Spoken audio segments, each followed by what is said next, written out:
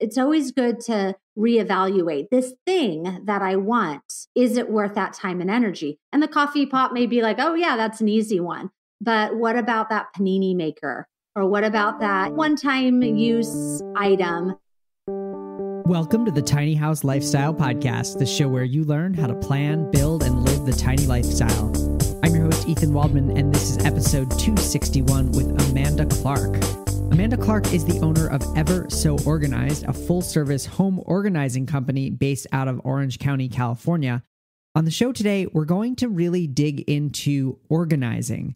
Organizing is one little piece of the minimalism and simplicity movement, and Amanda is something of an expert. I really love the tips and techniques that she brings and just the wisdom that she has from doing this for over 100 families per year. We focus in on family clutter in specific, but we also touch on several other principles of minimalism, such as capsule wardrobe, what are some common roadblocks for decluttering, and what are Amanda's favorite organizing products. I hope you stick around. It's a great conversation.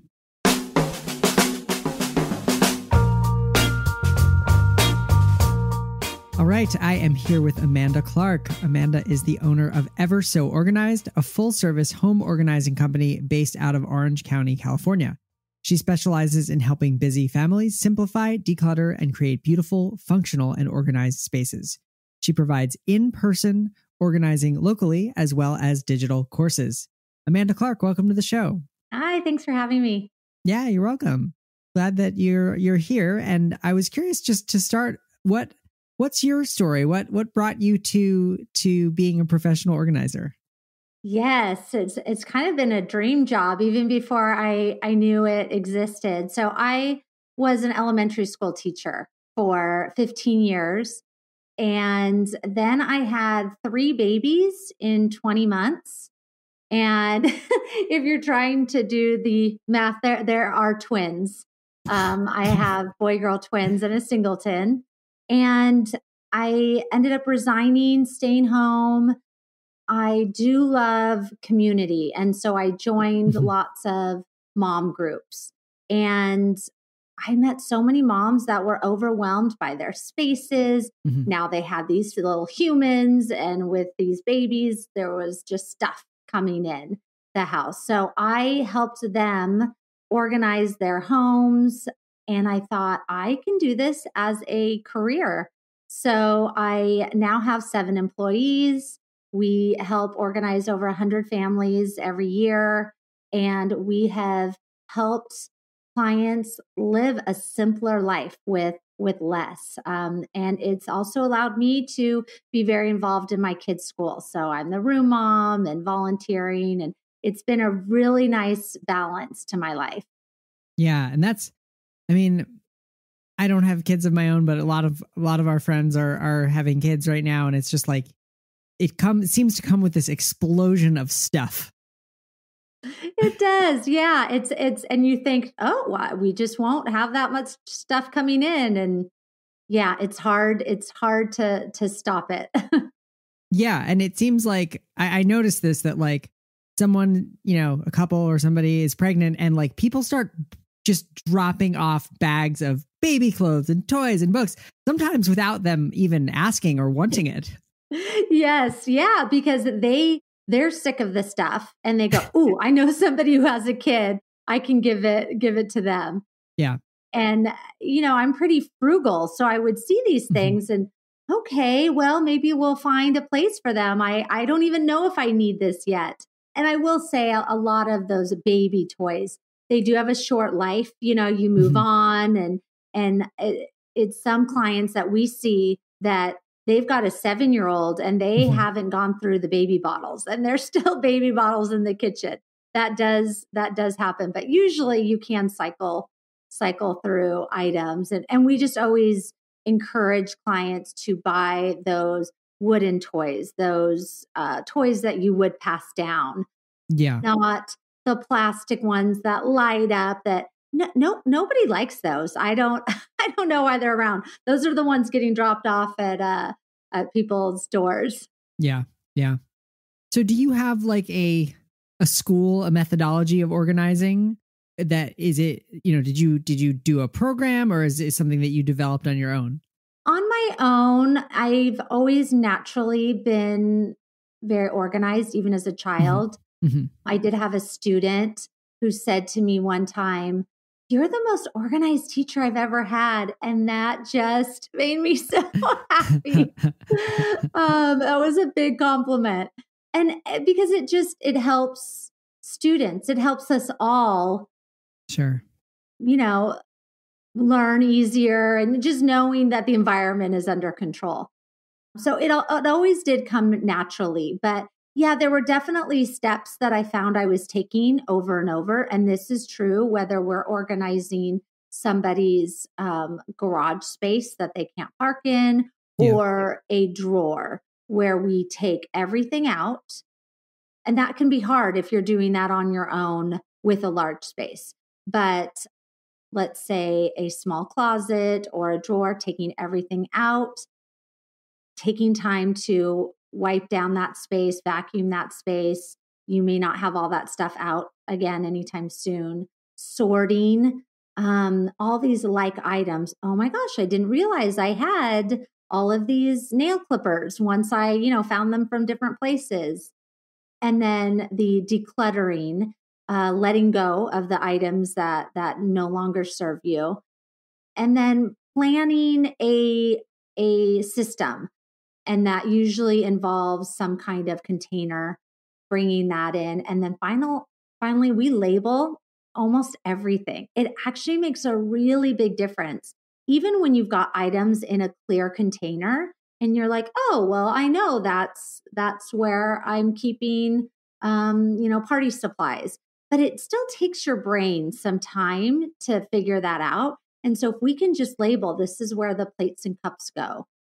It helps items go back because there's a sign there that tells you where it should go, and also find things. And it really keeps the system in place.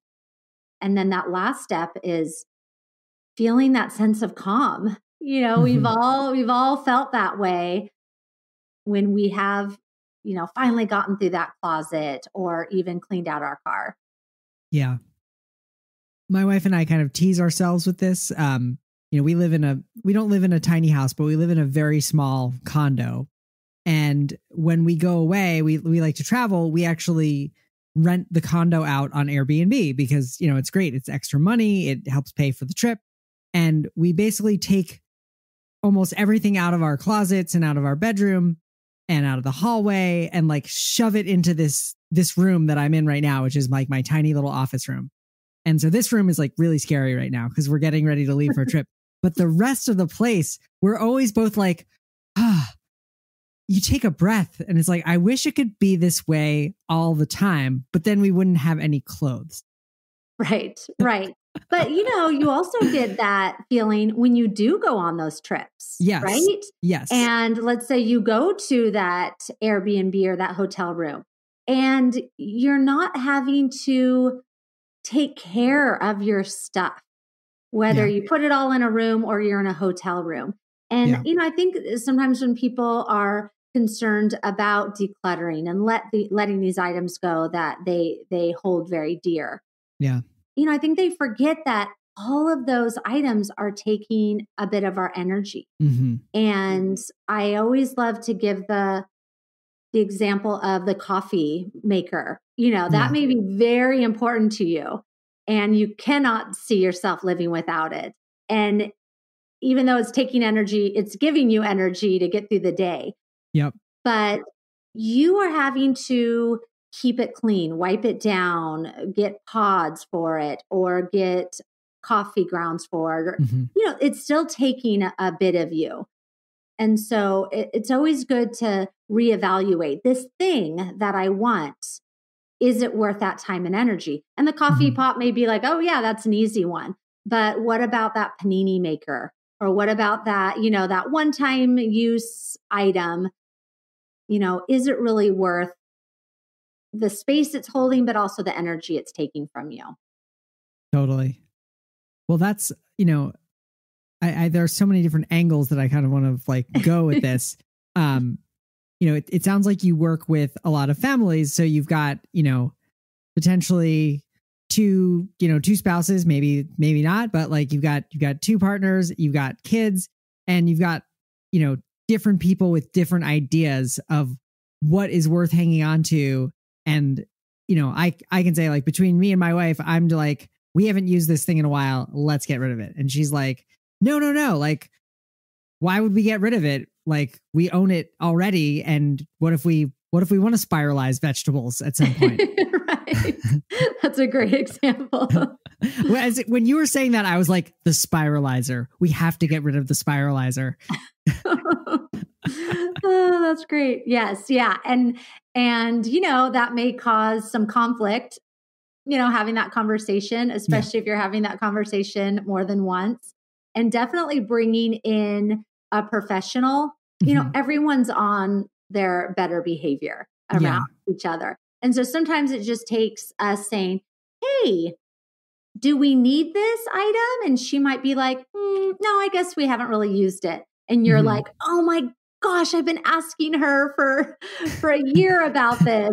And when they get in the groove and another adult is, having this conversation with them, sometimes it is just easier than with their partner to let those items go. And we see this all the time, where we might come in to do a space in the house and the partner isn't really involved. And then we find that he's out in the garage getting rid of stuff because we're not bothering him, but he's seeing this transformation take place and he's getting excited. And I always say, we're not touching the other person's item, especially in a closet. Right. We'll do your stuff, nobody else's.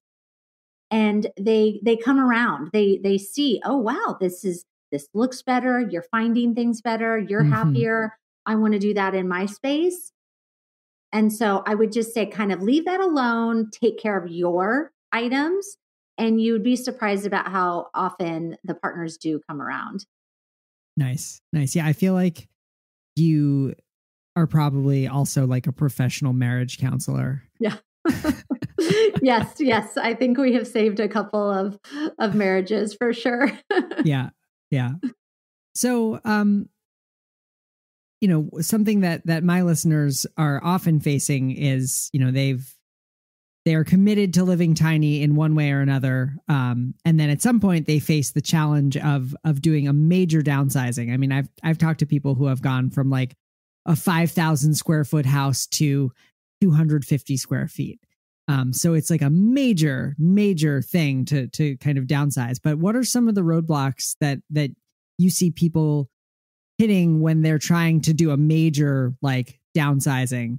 And what are some of the solutions? Yeah, well, I love talking to your audience because they get it. They're already there. They don't need someone like me to say, hey, this is why life would be simpler with less things. And I had a 1,000 square foot home, and then we had a back house. It was like a garage turned into a studio. And I was saying to somebody, oh, don't you just want to live here? Like, this would be so much simpler having this small space. And the people looked at me like, I don't know what you're talking about. I realized they weren't my people. Okay. And I was happy in the 1,000 square feet, but I saw that even smaller. Okay, sure. This is just a simpler life.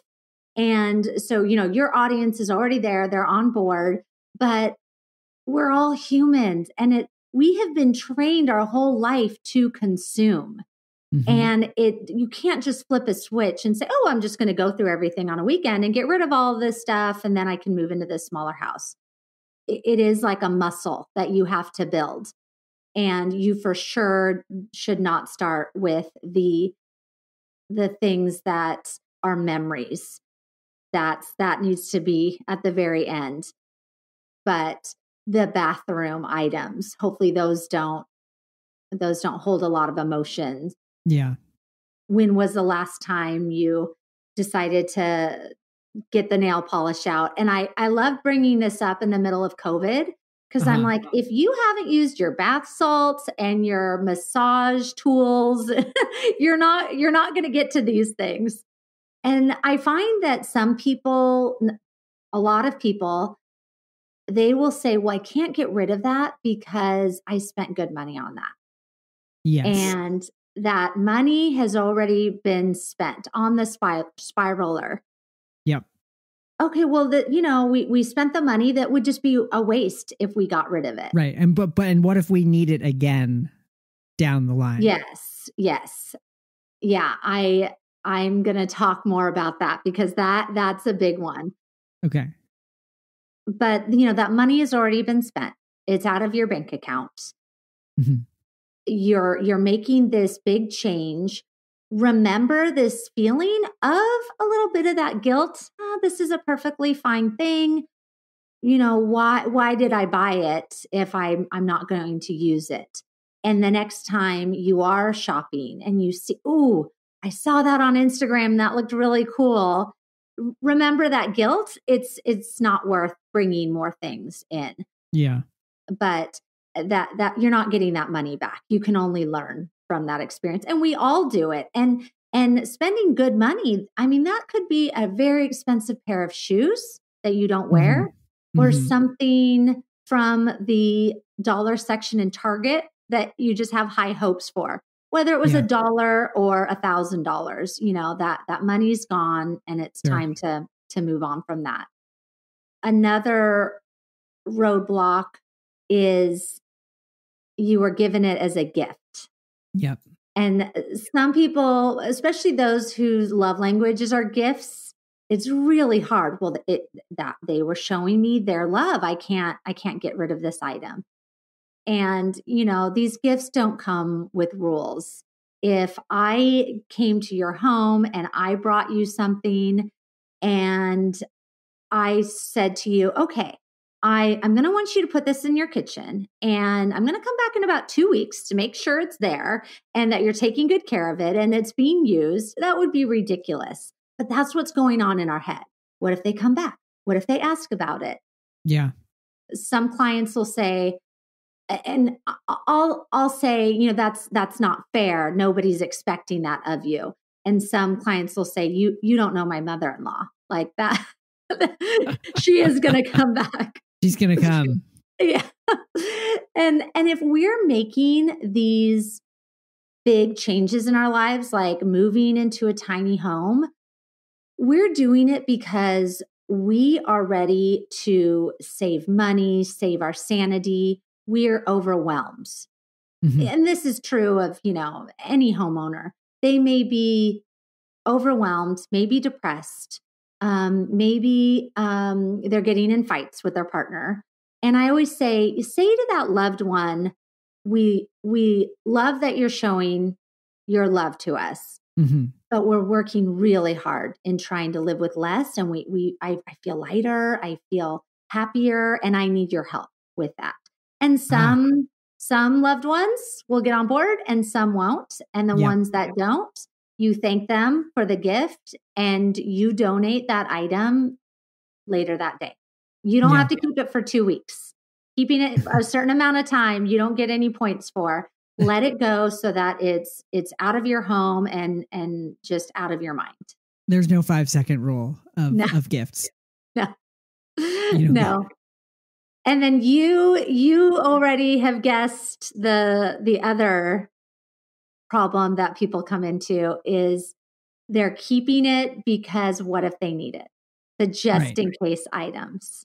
And we all have that drawer or that garage or that attic or that room in our parents' house or whatever for things that we're keeping just in case. And it's a very slippery slope. Oh, yeah. I've heard this great 20/20 rule where if you can replace that item for under $20 in less than 20 minutes, let it go. Don't spend any more time worrying about what if I need this. Of course, we don't want to, buy things all the time and throw them out all the time, but your audience is already thoughtful about that. They're already thoughtful about the environment and about their part in that. But sometimes it's just not worth that keeping that place for it and taking that energy just in case. And if you can be part of a community where we borrow things from each other, whether it's like in my neighborhood, I can get on Facebook and ask any one of my neighbors, do I really need to keep a shovel that I use once every 2 years? Maybe that can get that from my neighbor or a buy nothing group on Facebook. Could you have those things? Like, I love my ladder. I feel like I use my ladder a lot. And I am so thrilled when somebody needs to borrow that ladder. Yeah. Just keeping that community in mind, or creating that community if you don't have it, so that we aren't keeping those just in case items that we're using once in a while or not at all. Yeah, that's good advice. I like that 20-20 rule. And I'm assuming that you mean in under 20 minutes, like you could physically just like drive over to the store or walk up to the store and grab it. Right. Yeah. Interesting. I like those. Yeah. What about some quick wins for, somebody who's looking to just like get organized in like one small area, and then maybe see if that makes them feel better, or see if they can kind of carry that forward into another space? Yeah, well, we've kind of touched on, the partners or the family. Living with humans is really hard. Yeah, living with humans who aren't you. Yes, who aren't you. Sometimes living with yourself, but they're messy. They bring things in. As long as you live with humans, this is a constant thing. And so getting that quick win, I always recommend starting with the bedside table or the bathroom, or if you are the person in the family that does the laundry, the laundry area. Things that you can spend time decluttering and simplifying, and it's not going to get messed up right away. I would not start with a playroom. I would not even start with the kitchen that everybody's coming in and out of. Those spaces are harder. Yeah. So like I mentioned, the bathroom, you have less ties to the freebies, the stuff that you got from the hotels, these bath salts that you thought you were going to enjoy and they've been there for 2 years. Letting those go, and then using that muscle so that you are getting to those harder areas is really helpful. And one of my favorite tips in decluttering, letting items go, it's really hard in our closets, because we look at our clothes, and unless we have that capsule wardrobe, we look at everything and we go, oh, I pretty much wear most of this. And the reality is we're wearing 20% of our items 80% of the time, just as, we've heard. And we always trick ourselves. And so I advise people to take all of their hangers, and instead of the hook going away from them, actually turning all the hangers around so that the hook is facing them. And as you wear an item and you're putting it back in your closet, you're putting it back regular so that you can see the difference in your hangers. Yeah. And I like doing this every season so that, okay, it's starting to get warmer. What about these sweaters I have, or, these warmer clothes? I haven't even worn all of these. If I'm going to keep them in my wardrobe, I better wear them in these next couple weeks, or, I'll tell myself they've got to go. I can't keep them. You can't fool yourself with that trick. Yeah. So can you explain what a capsule wardrobe is? I don't think anyone's ever brought that concept up on the show. I'd like to introduce it to the listeners. Yes. Again, I feel like these are your people. These are your minimalists or your minimalists in the making, where you are just keeping items that you can rotate for work, for play. Very simple, very classic. They tend to also be nicer items, not this fast fashion, but items that are going to last you for years. And I wish I could remember some of my favorite people that have done this, but they've worn a capsule wardrobe of about 20 items. That includes the shoes and the outerwear and, the top, the bottoms. And, they wear it to work for a year. Nobody notices. Nobody notices that they're rotating these 20 items. Yeah. And it really is, this concept of, not spending all this energy. What am I going to wear? Picking out clothes. Yeah. Picking it out. Again, do they need to be dry cleaned? Do they need to be washed? I do this with my kids. I don't want my kids to have too many items because it will just keep adding on. So you wash what you need and, that they have enough. So yeah, there's definitely great people to follow on Instagram that do this, that are very inspiring, but it's one less thing to worry about. And if you're in a tiny home, that's about how much space you might have in your closet, is that capsule wardrobe. Yeah. And a shorthand thought is, it's like when you go on vacation. You're bringing those, you're cycling through, and you've got enough, but not too much. Yeah, and that's an experience that I've had, which is that you go on a trip and you pack, some small fraction of the clothes that you own, and it's so nice. It's so simple. Like, you maybe have one pair of jeans and all the shirts that you brought work well with those jeans, and it's just like way simpler. And then I've experienced this, like coming home and being like, oh gosh, there's all that other stuff. Like, this was fine.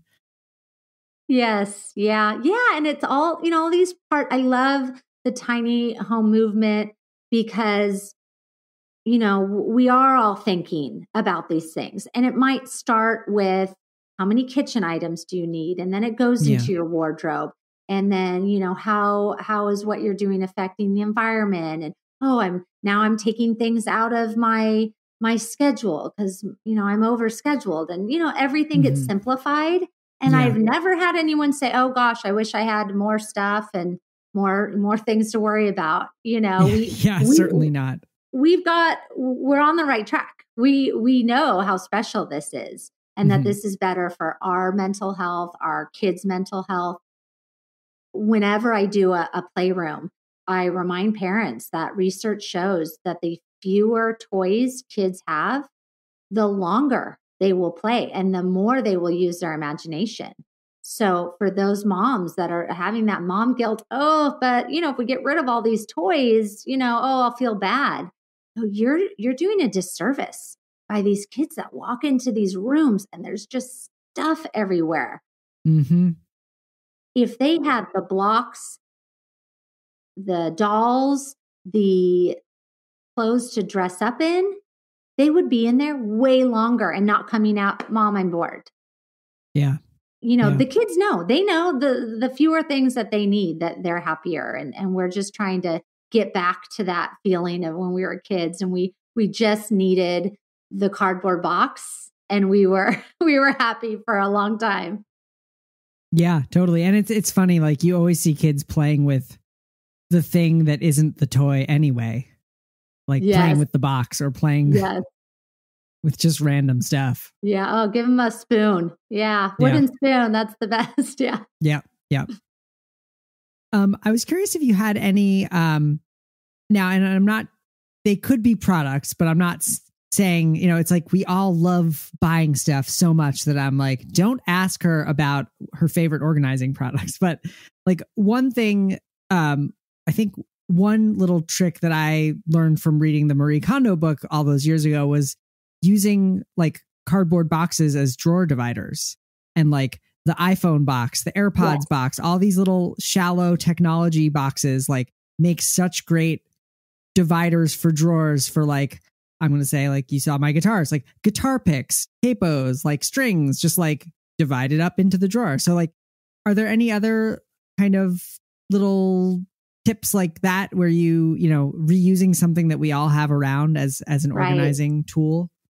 Yeah. Yeah. So many people when they're getting organized, they do make the mistake of going to buy the stuff, the bin. Yeah.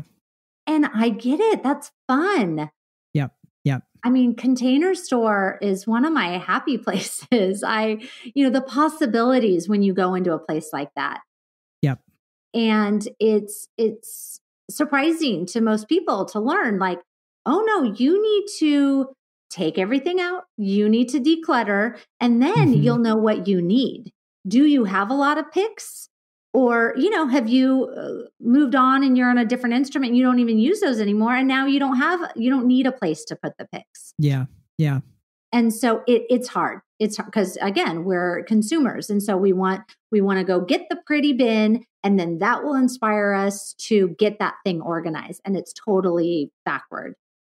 So decluttering and knowing what we have. And I love the iPhone boxes. Those are so hard to throw away. Yeah, they're very sturdy too. They are very sturdy. Yes. Yeah. The design that is, in the box as well. So yes, I love that. And if you've got boxes where you want them to match, covering them with wrapping paper or the same kind of paper. Because, somebody like me, aesthetically, I do want everything to come together. An easy way to do that is also, like, we might be in a storage room, and, we all collect boxes throughout the year, different bins, and they're blue and black and, whatever. If you can label everything the same, so you get the same brown label, the same black label. I've used a lot of washi tape and just gotten black washi tape with like a white pen paint marker and put it on all different boxes. And that really brings everything together. I already said what a fan I am of labeling everything. Yeah. So that can really help. And another tip to keep things organized, but also reuse what you have. I love decanting food. So taking them out, the crackers out of the box and putting them in a container. And that can be, these ball jars that you've kept because they're such great classic jars, but you don't really know what to do with them. Can you put crackers in them? Can you put the nuts in them? Taking items out of their packaging makes a big difference. It's not just a Pinterest fad. There really is there's reason behind it. You can see what you have, because if I look in your cupboard and you've got a box of crackers, I just see the box. I have no idea if there's one cracker or it's a brand new box. Yeah. And especially if you live with those humans, you don't know who's been in there. Yeah. And so if you can put it in a clear container, you are more likely to eat it because you can see it instead of pushing that aside because you think that's an old box anyway. Food gets eaten more. You also know how much you have. So when you go to the store, you're not over or under buying. We've got plenty of crackers. We buy crackers every time. We've got that whole jar is full of crackers. Yeah. Yeah. It really is helpful, but aesthetically, it looks great. And my little ones help me decant our food when we come home from the grocery store. It does not take that long.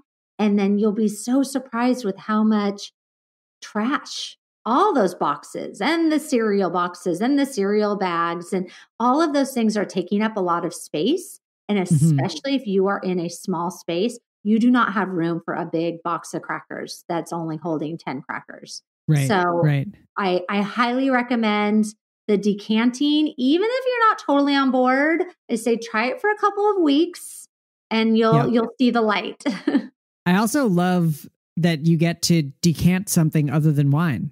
Yes. I didn't know that you could decant anything but wine. Yeah, I know. It sounds very fancy when you're decanting your walnuts. Yeah. Well, you mentioned that your kids help you with the decanting. What are some tips for parents? Because I do hear from people, and I've interviewed people who are living tiny with with kids. Do you? I'll leave that as an open-ended question. Okay. Yeah. Yeah. I mean, sure. Parent tips. Yeah. Anytime Probably too broad of a question to even start with, but yeah. Well, I've got one of my favorite tips in helping kids clean up, because I knew, having 3 kids close in age, I wanted a tidy house, and I was going to go crazy if I tried to do that myself. So number one, I let go of my items. I mean, that was huge. We moved from that 1,000 square feet to my dream home of about 2,000 square feet. And I got rid of half my belongings. That's awesome. It felt so good the more I got rid of things.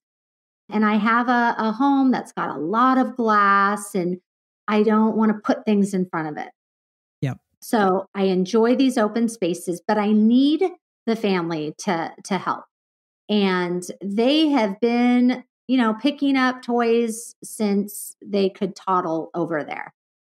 So, but starting at any age, just knowing that they can handle it, because always doing it for them, it's just going to make you more frustrated. And I get it. Sometimes telling them, no, pick that up. No, you missed that. Oh, what about this? Sometimes it's easier to do it yourself. So a magic trick that I have is using your phone. Ask the kids to tidy up. Use the time lapse feature on the phone. Ooh. Just sit there. Don't get off your behind and just say, okay, this all needs to be picked up. Ready, go. And you hold the phone as steady as you can, and they start picking everything up.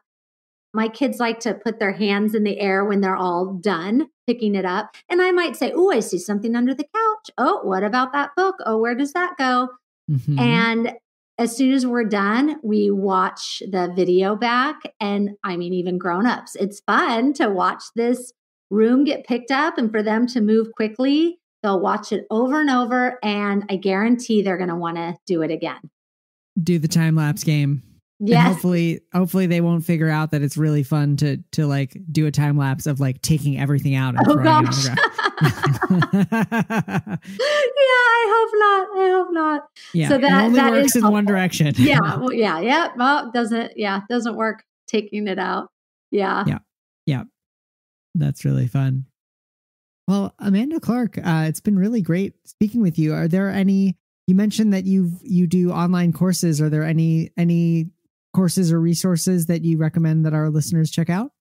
Yeah. Well, if they can follow me at Ever So Organized. Okay. I named the business after my daughter Everly. Nice. So Instagram, Ever So Organized. My website is eversoorganized.com. And I do a lot of these tips on Instagram. Cool. As a teacher, I love teaching these things. And so there's some great before and afters, and the time lapse. I just did one yesterday of us taking everything out of the garage and then having this space totally organized. And on my website, I do have a link to my online courses, and I've got a signature course that is an entire home, but I also have mini courses that include just the bathroom or just the closet with some things that we talked about today. Great. Because, not everyone can afford a team of organizers to come do this. It is the best. It feels good. And I would recommend, when you do move, that is a great time to hire a professional organizer, because we can have sometimes an entire home unpacked in a single day. And being able to cook in your kitchen that has been organized very intuitively, that first night you move in, just is priceless. Awesome. But the courses help those do-it-yourselfers. Nice. Well, I'll put links to everything on the show notes page for this episode as well. Great. Amanda Clark. Thank you. Thank you so much. This was great. Yeah, this was fun. Thank you for having me. Thank you so much to Amanda Clark for being a guest on the show today. You can find the show notes, including a full transcript, over at thetinyhouse.net/261. Again, that's thetinyhouse.net/261. Well, that's all for this week. I'm your host, Ethan Waldman, and I'll be back next week with another episode of the Tiny House Lifestyle Podcast.